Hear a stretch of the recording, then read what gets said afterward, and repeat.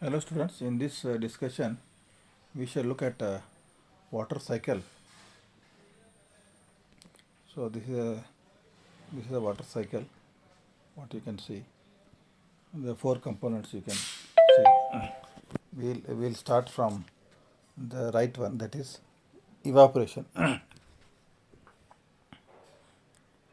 So evaporation means because of sunlight whatever water bodies are there, rivers, ponds, oceans, sea, all this, the water gets surface water gets evaporated.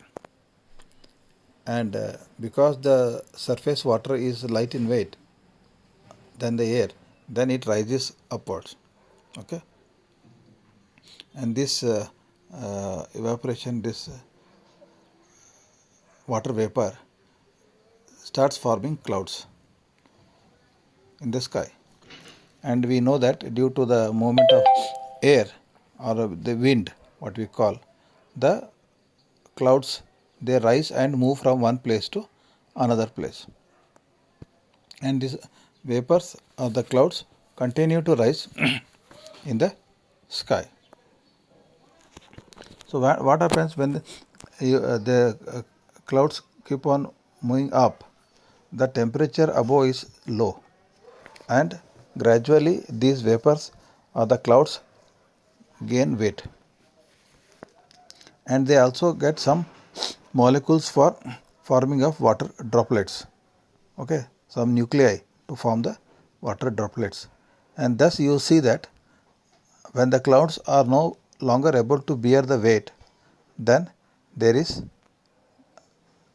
precipitation, that is called rainfall. So from after evaporation you have got condensation. So in the sky these clouds these clouds, water vapor, it was evaporation means water has evaporated and become water vapor, means there is a phase of change from liquid phase to gaseous phase, that is water vapor. And that being lighter than air, it rises up in the sky. As it goes up, as I was telling, due to drop in temperatures, this water vapor again gets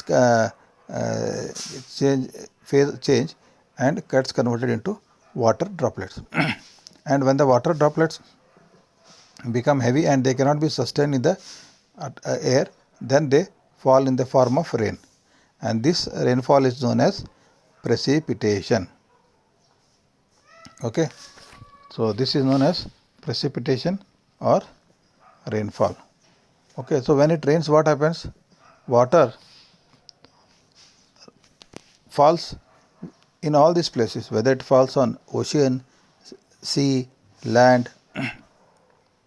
Okay, and this some part of the rainwater which falls on the land, it percolates down and goes into the ground. Okay, even now man is trying to recharge, by providing this pits so that the rainwater gets absorbed by the land, earth. So that increases the ground level of the underground water, and this underground water is stored underground and it is not exposed to sun, so there is no much evaporation there.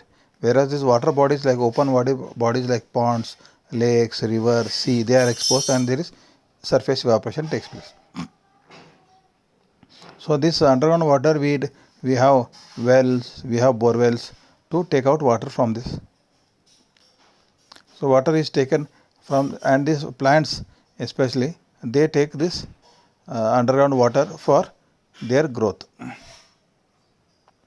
and they grow because of this nutrients as well as sunlight, they produce food. Now this water is transpired from the leaves as water vapor and returned to the surroundings. This is known as transpiration. This is known as transpiration. Like, I'll give one simple example.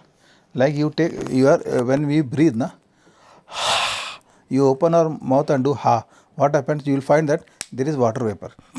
If you do this in front of a mirror, you will find that there is condensation in front of the in the surface of the mirror.